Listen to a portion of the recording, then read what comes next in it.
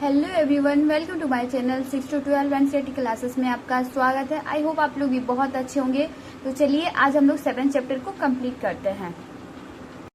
आइए everyone start करते हैं। ओके, पहली श्रेणी के ग्रंथों का काल निर्णय करना अपेक्षाकृत सरल है, क्योंकि ऐसे अनेक पांडुलिपियां पाई गई है जिनमें यह इंगित किया गया है कि उनकी रचना 15वीं शताब्दी के उत्तरार्ध और 18वीं शताब्दी के मध्य भाग के बीच की गई थी। दूसरी श्रेणी की कृतियां मौखिक रूप से कहीं सुनी जाती थी, इसलिए उनका काल निर्णय सही नहीं किया जा सकता है। वे खास तौर पर पूर्वी बंगाल में लोकप्रिय थी, जहां ब्राह्मणों का प्रभाव अपेक्षाकृत कम था। यानी एवरीवन यहाँ ये कहना चाहते हैं कि मतलब कहीं भी जहाँ पांडुलिपियां वगैरह मिली है, पांडुलिपियां मतलब जैसे कि सोने के सिक्के में कुछ उकारित किया गया है, यानी उसमें कुछ लिखित किया गया है। जैसे चांदी के सिक्के में, सोना के सिक्के में, कोई घड़ा में, इस सब में कुछ लिखा हुआ रहता था। उसके हिसाब से पता चलता था कि मतलब कि क्या है क्या नहीं है। और जो चीज मौखिक रूप से यानी मुंह से बोली गई हो और कुछ लिखित स्वरूप ना मिला हो, तो उस चीज को हम लोग नहीं बता पाएंगे कि मतलब क्या था क्या नहीं था। वो लिखित नहीं था, मौखिक था, जिसकी वजह से उसके बारे में जानकारी नहीं मिली है। बंगाल में ये आपका बंगाल में बंगाली भाषा। ओके, पीर और मंदिर के बारे में अब हम लोग पढ़ेंगे। 16वीं शताब्दी से लोगों ने बड़ी संख्या में पश्चिमी बंगाल के कम उपजाऊ क्षेत्रों को छोड़कर दक्षिण पूर्वी बंगाल के जंगली तथा दलदली इलाकों में प्रवास करना शुरू किया। ज्यों-ज्यों वे पूर्व की ओर बढ़ते गए, वे जंगलों को साफ करके भूमि में धान की खेती करने लगे। शने यानी धीरे धीरे स्थानीय मछुआ तथा हस्तांतरीय खेती करने वाले लोग, जो अक्सर जनजाति थे, किसानों के नए समुदाय में मिल गए। इन दिनों बंगाल पर मुगलों का नियंत्रण स्थापित हो गया था, जिन्होंने पूर्वी डेल्टा प्रदेश के केंद्रीय भाग में स्थित ढाका नगर में अपनी राजधानी स्थापित की। अधिकारी और कर्मचारी लोग भूमि प्राप्त करके अक्सर उस पर मस्जिदें बना लेते थे, जो इलाकों के धार्मिक रूपांतरों के केंद्र के रूप में आता था। यानी उस टाइम जितने भी मतलब हम लोग के मंदिर और जितने भी थे, वहाँ पे मस्जिदें बना दिया जाता था, क्योंकि उस टाइम मुगलों का शासन चल रहा था, तो उनका दबदबा, मुस्लिमों का दबदबा ज्यादा था। प्रारंभ में बाहर से आकर यहाँ बसने वाले लोग इन अस्थिर परिस्थितियों में रहने के लिए कुछ व्यवस्था तथा आश्वासन चाहते थे। ये सुख सुविधा तथा आश्वासन उन्हें समुदाय के नेताओं ने प्रदान किए। ये नेता शिक्षकों और निर्णायकों की भूमिका भी अदा करते थे। कभी कभी ऐसा समझा जाता था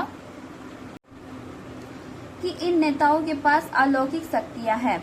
स्नेह और आदर से लोग इन्हें पीर कहा करते थे।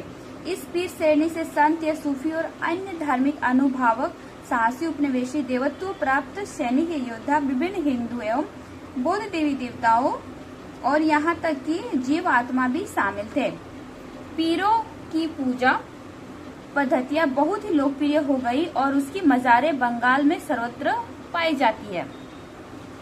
बंगाल में 15वीं शताब्दी के बाद वाले वर्षों में मंदिर बनाने का दौर जोरों पर रहा, जो 19वीं शताब्दी में आकर समाप्त हो गया।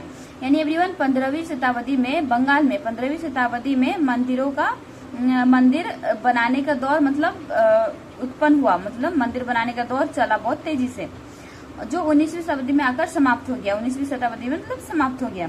हमने देखा है कि मंदिर और अन्य धार्मिक भवन अक्सर उन व्यक्तियों या समूह द्वारा बनाए थे जो शक्तिशाली बने रहते थे। वे इनके माध्यम से अपनी शक्ति तथा भक्ति भाव का प्रदर्शन करना चाहते थे। बंगाल में साधारण ईंटों और मिट्टी गारे से अनेक मंदिर निम्न सामाजिक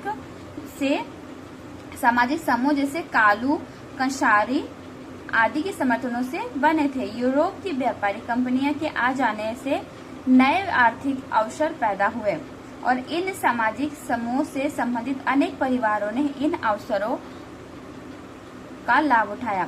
जैसे जैसे लोगों की सामाजिक तथा आर्थिक स्थिति सुधरती गई, उन्होंने इन स्मारकों के निर्माण के माध्यम से अपनी परिस्थितियां या प्रतिष्ठा की घोषणा कर दी। जब स्थानीय देवी देवता, जो पहले गांव में छान छप्पर वाली झोपड़ियां में पूजे जाते थे, को ब्राह्मण द्वारा मान्यता प्रदान कर दी गई, तो उनकी प्रतिमाएं मंदिरों में स्थापित की जाने लगी। इन मंदिरों की शकल या आकृति बंगाल के छप्परदार झोपड़ियों की तरह दो चाला यानी दो छत वाली या चौचाला यानी चार छत वाली होती थी। इसके कारण मंदिरों की स्थापत्य कला में विशिष्ट बंगाली शैली का प्रादुर्भाव हुआ।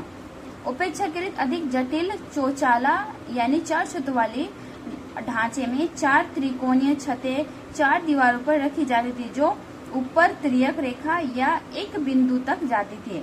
मंदिर आमतौर पर एक वर्गाकार चबूतरे पर बनाए जाते थे। उनके भीतरी भाग में कोई सजावट नहीं होती थी, लेकिन अनेक मंदिरों की बाहरी दीवारें चित्रकारियों, सजावटी टाइलों तथा मिट्टी की पिट्टियों से सजी होती थी। कुछ मंदिरों में, विशेष रूप से पश्चिमी बंगाल के बांकुरा जिले में विष्णुपुर के मंदिरों में ऐसी सजावट अत्यंत उत्कृष्ट कोटि तक पहुंच चुकी थी। मछली भोजन के रूप में परंपरागत भोजन संबंधी आदतें आमतौर पर स्थानीय रूप से उपलब्ध खाद्य पदार्थों पर निर्भर करती है। बंगाल एक नदीय मैदान है जहां मछली और धान की उपज बहुतायत से होती है, इसलिए स्वाभाविक है कि इन दोनों वस्तुओं को गरीब बंगालियों की भोजन सूची में भी प्रमुख स्थान प्राप्त है। मछली पकड़ना वहां का प्रमुख धंधा रहा है और बंगाली साहित्य में मछली का स्थान स्थान पर उल्लेख मिलता है। इससे ज्यादा और क्या होगा कि मंदिरों और बौद्ध विहारों की दीवारों पर जो मिट्टी की पट्टियां लगी है, उनमें भी मछलियों को साफ करते हुए और टोकरियों में भरकर बाजार ले जाते हुए दर्शाया गया है। ब्राह्मणों को शामिल भोजन करने की अनुमति नहीं थी, लेकिन स्थानीय आहार में मछली की लोकप्रियता को देखते हुए ब्राह्मण धर्म के विशेषज्ञों ने बंगाली ब्राह्मणों के लिए इस निषेध में ढील दे दी।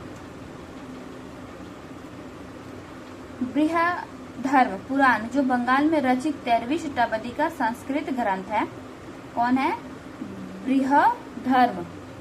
बृहधर्म पुराण, जो बंगाल में रचित 13वीं शताब्दी का संस्कृत ग्रंथ है, ने स्थानीय ब्राह्मणों को कुछ खास किस्मों की मछली खाने की अनुमति दे दी थी।